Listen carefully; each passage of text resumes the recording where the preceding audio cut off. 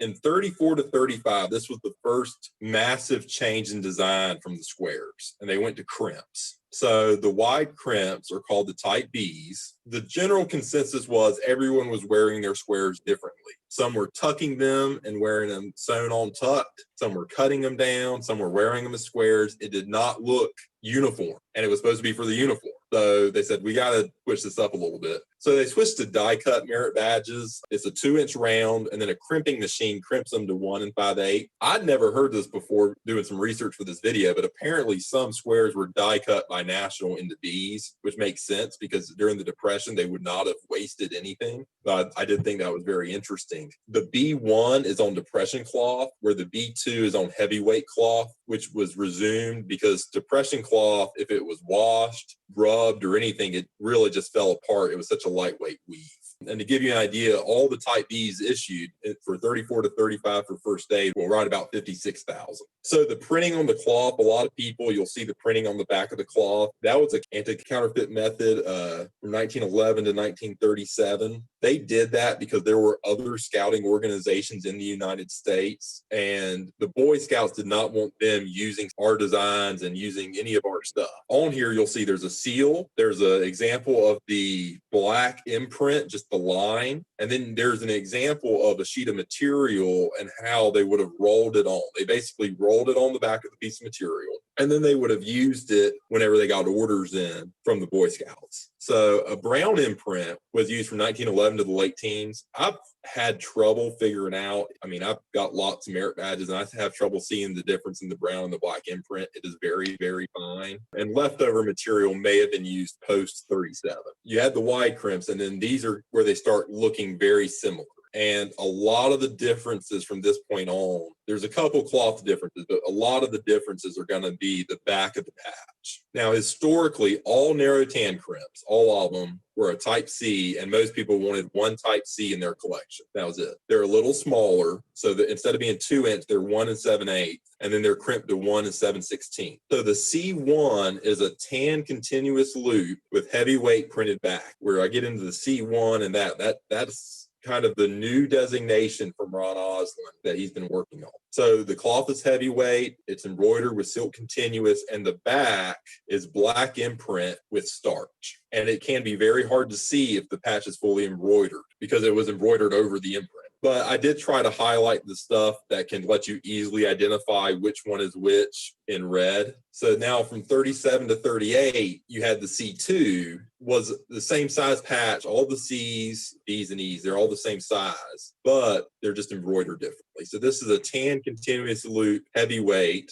with a plain back and a loose twist border. Do not ask me what a loose twist border means. I have no idea. That is just what it supposedly is. And I'll show you the next one. So this is the loose twist border, and it's the C2. The C3 is the exact same, except it is a tight twist silk. You can look at it as these are plain back with starch, unlike the imprint back, and they're silk thread. So it's probably easier to see that they're silk thread and they're plain with starch than to try to figure out the loose and tight, because I don't see it, but maybe one of you. So then you get into the cotton thread. Okay, so silk is gone. So now we're in 1940 to 42.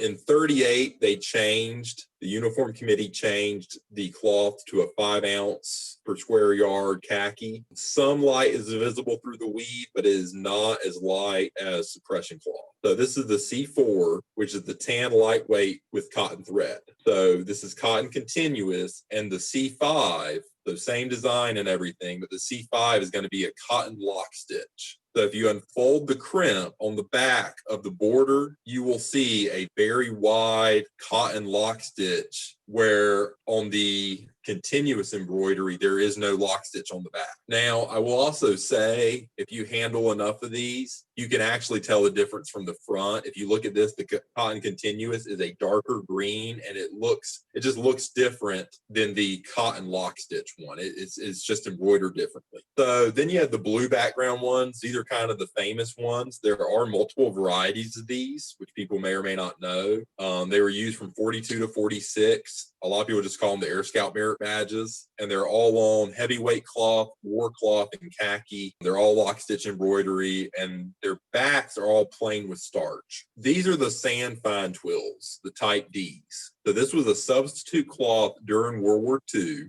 The D1 is the fine twill with cotton continuous embroidery. So kind of like the ones we just talked about, these are cotton continuous, and that's the D1, where the D2 is the cotton lock stitch. Same cloth as that fine twill cloth from World War II, but it's the difference in the embroidery. Now, the war cloth is more of a recent discovery. It is a substitute cloth, just like the fine twill. It was used during World War II, so it's being labeled as a type D. So you have the D3, which is war cloth with cotton continuous embroidery, and then you have the D4, which is war cloth with the cotton lock stitch. Then you get into what are called the khaki narrow border crimps. So these are the type E's. Used to, you had a tan narrow crimp in your collection, and then you had a khaki narrow crimp, and of course the fine twill, and that was a C, a D, and an E. And we've learned a lot about these embroidery methods. These have gotten slowly divided up into different ones.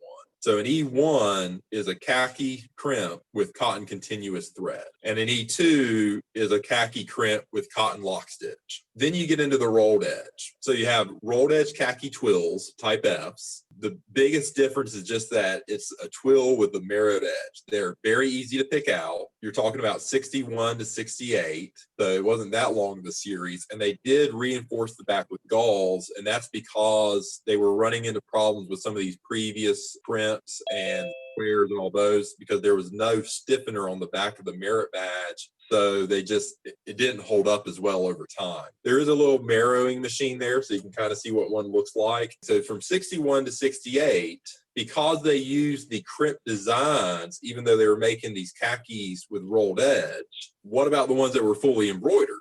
So the fully embroidered ones that had a cloth back, they were the same as the type Fs, but they were fully embroidered. They're called the type Gs. So a cloth back with green border was from 61 to 71.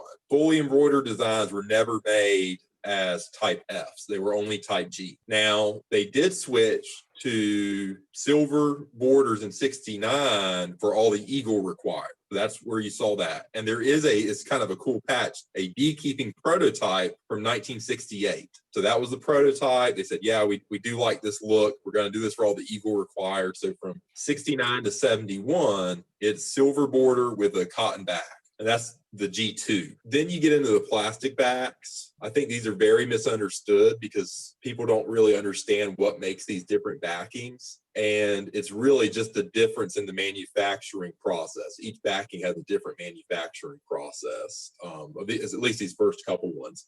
So all the plastic backs were from 72 to 2002 used to be referred to as type H's. We've been able to narrow down the dates for the different ones. You have a cotton thread with blue waffle back is the H1, and that was used from 72 to 75. And the blue plastic with waffle pattern would have been made in a press like I've pictured here. After they kind of got used to the process, they realized that clear polyethylene was cheaper than blue polyethylene. So they switched to a clear plastic, which then resulted in a clear plastic with the waffle pattern made on the same device as I showed you previously. And this is the H2. Now in 76 to 78, they changed the manufacturing process. They switched to a molded plastic bag. So this is the H3, where it's the cotton thread with the dark green border and the molded back. And there is a little machine there, I showed it, where you would put the patch on, and then I think there's a sheet of, I think this is the one where there's a sheet of material, of plastic material that goes on the back, and it goes through it, and it heats it up, and it molds it to the back. That is correct, Larry. But these are embroidered with a cotton thread that has a dull sheen. And I showed a green one here because you really can't see it on the eagle required. But if you look at the green, you can notice that's a dark green. I mean, it looks dark. So in the next one, the H4, it is the light green. So it's the molded back, same as the last one, molded back, cotton thread dull sheen, but it's got this light green back stitch, and the mirrored edge is also a light green. Once again, it's hard to see it on the Eagle required ones, but you can see it on all the others very easily. From 90 to 2002, these were the rayon threads with the molded back, and these are shiny. They're the shiny thread, and they're considered the H5. So this is an interesting one. These were the computer designs. They were only around from 93 to 95, and I think the reason they were only around for such a short period of time is they look bad. They all looked pretty rough. So two diameters exist. It's a 38 millimeter, and that's denoted by Ron as the IA, and a 42 millimeter denoted as the IB. I'm not sure why we switched from numbers to letters instead of like I1, I2. I don't know. But it's the IA and IB according to his website. It does have rayon thread, but you can see that it's kind of this blockier embroidery. I don't know. It doesn't look as good. But the way to tell, they all have this odd brown lock stitch on the back. So, and as soon as you see that, you know it's a computer design. Larry, the other thing about computer design is it's completely flat. Everything else has contour to it or raised, but the computer design, when they stitch them, it's totally flat. So you don't have thread on thread. Everything is the same plane. So, and now we're getting into the easy ones. And really, when it comes to plastic backs, when I identify these, I usually just flip them all upside down and sort them out that way first. And that's about the fastest way to do it. 2002 to 2010, these were the Scout Stuff back to the supply division. They were the J1, and then you go to the J2, which were a little odd. So these are clear, there's no logo, and that was because in 2009 BSA said that all suppliers had to stop using the logo that was made with BPA, and then they rescinded that order, I think in early like 2011 or something. So they were only made for a short period of time, and there's not a lot of them known in collections, but they are out there, and they're considered the J2. And then you have the K, which is the 100th anniversary logo. And that was used from 2010 to 2013. And then from 2014 to current, you have the since 1910 printed back with the large fleur-de-lis, and that's the L1. And then there's another one, the L2, with the small fleur-de-lis. So I'll go back. So the L1, you can see has the big fleur-de-lis, takes up a lot of the back of the patch. And then on the L2, it's a lot smaller.